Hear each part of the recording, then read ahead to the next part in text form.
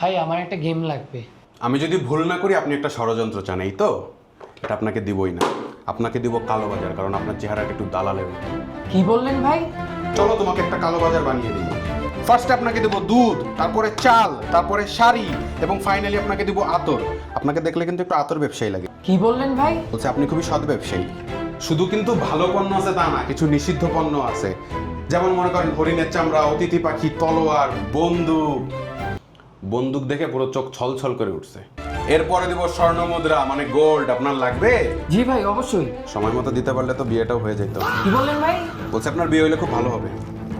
এরপরে আমার দালাল ভাইয়ের জন্য আছে ব্যাগ। আপনি কি ইনডাইরেক্টলি আমাকে দালাল বললেন? না ভাই, আমি আসলে ওনাকেই দালাল বলছি। এবং ফাইনালি দিয়ে দিব এই দোকানগুলো, যেগুলো দিয়ে ব্যবসা করতে পারবেন আপনি।